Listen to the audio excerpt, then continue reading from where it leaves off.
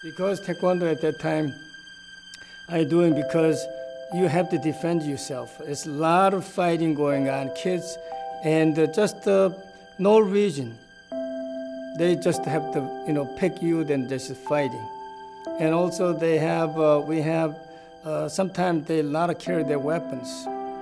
And it's a very dangerous situation. But that's why a lot of people, they're looking for anything possible. They like to defend themselves. And so then I choose my Taekwondo. I just keep practice. Then I was military, then my brother's in USA. So then he was keep sent me letter and letting me to continue. Then he said he's gonna invite me to coming America. I came March 20th in Omaha.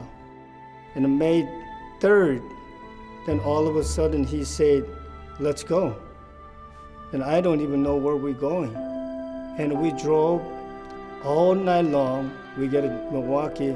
That was May 3rd in 1970. Then I was almost scared to death, even I don't like to stay there. Eternal Grandmaster called me. Every night I have to call him a collect call and how safe I am. But one night I'm missing, next day then I'm gonna big yelling. He was just yelling me because I didn't collect the call. And so I call him every night, but then sometime then I thought, okay, that's just enough. I don't have to call every night. Then next day, then I gotta have a trouble. He just so worried. But at that time I look at, I have a new life too. So I work really hard at that time and I work out every single day and morning.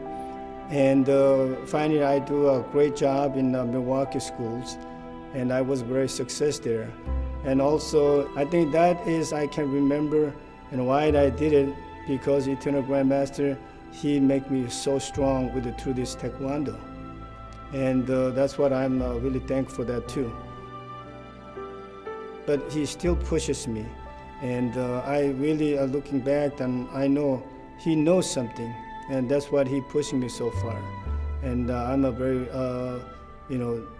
thankful for that. Eternal Grandmaster, I think he was everything on me.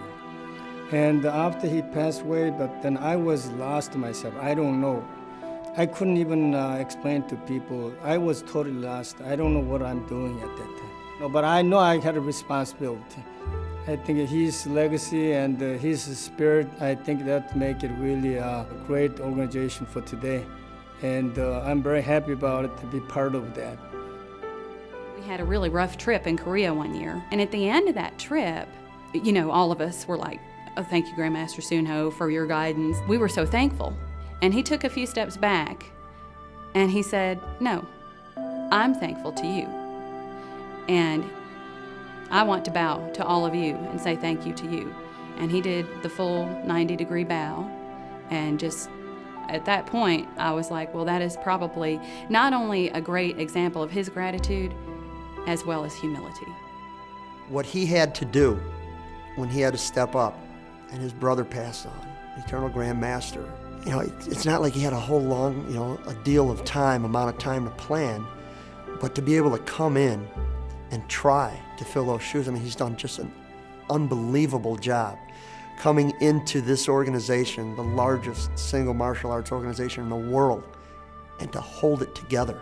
I'm in awe of it. For Grandmaster Sunho Lee to step in as graciously as he did, as professional as he did, to support the vision of his brother, I think was a tremendous thing to say about his character. Because I'm sure that was not an easy thing for him to do, both, for the organization and just for, personally, because he lost his brother. To step up and to carry on, that says a lot to his character and his grace that he has presented himself over the last 10 years. He kept a tradition together, and for whatever it is, when you look at him and you talk to him, he is the Grandmaster. I mean, he's in his 70s, he kicks like he's 30. He embodies what the Grandmaster is. He walks the walk and he talks the talk. Like he is what he says and he does, you know, as far as like maintaining his athletic ability and just making sure that he keeps himself in shape and always practicing, always learning, always doing. You know, he was committed wholeheartedly and I don't think he could have done anything else. I'm extremely proud of him. I know he's a fiercely loyal person, and so it meant a lot to him. I think his selfless commitment to always being there for the students and you know, their families. He was always visible, always, you know, had the patience, and definitely like to thank Grandmaster Soon-Ho Lee for being that living example and always being a positive influence on our lives and making a difference for us in all the years that he has. Grandmaster, I would like to really thank you for all the sacrifice and the hard work and dedication you've had all your life, not just for the ATA, but also for your family. And we want to say that we are proud of you and thank you for everything that you have done. One of the first times I saw you was in 1982 when you did a sidekick to somebody's face. It was about an inch away from his mouth. And I never knew who you were. I had no idea who you were. And you were practicing these number 3 sidekicks on the bar. And then you had a guy stand up and you put your foot right up next to him. I was a 2nd degree black belt at the time, and it was like, well, that's all I needed because the sidekick became my goal. I thank you for that personally. But my greatest debt of gratitude to you is as the leader of Sangam Taekwondo. How much I appreciate your hard work in stepping into the role of Grand Master at such an incredibly difficult time and taking us all the way forward to this point into the 21st century with success. Sir, thank you for caring. You know, very few other people cared about me when I was coming up in Taekwondo. I was just another face, just another black belt. You cared. You saw something in me that I guess nobody else saw. And that's why I continue to teach, and that's why I stayed in the ATA.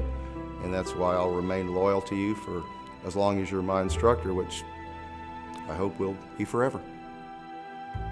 I mean, Dad, you know, thanks for everything. I mean, you left me with so much, you know, the school, the ATA, my sister, my great cousins I have. You know, without you, you know, I wouldn't have this family. So, I love you, Dad. Grandmaster Soon-Ho, it's already been more fabulous than you know, because he was in the mix. It's hard for him to even know how difficult of a job he did. Maybe when he sits back and reflects, Grandmaster Soon-Ho, you will know exactly what you've accomplished. But right now, it's probably just, it's part of his life. He doesn't even know the magnitude of what he's accomplished. An impossible job of keeping the largest organization in the world together when no other martial arts organization has ever stayed together after the passing of the founder.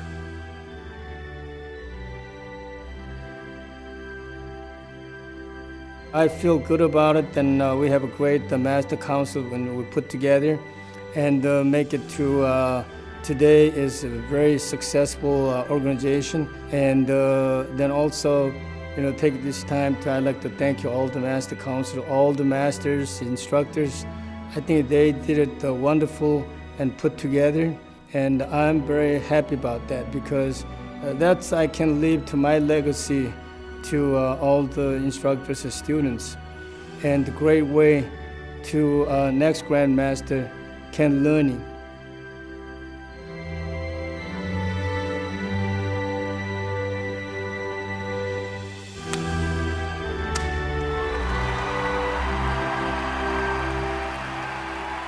You have to teaching somebody. That teaching means you have to change somebody else's life. You know, you cannot just force changing their lives. And that's what I believe in. I think take a little time to still learning. That's why, you know, I always say that there's always more to learn.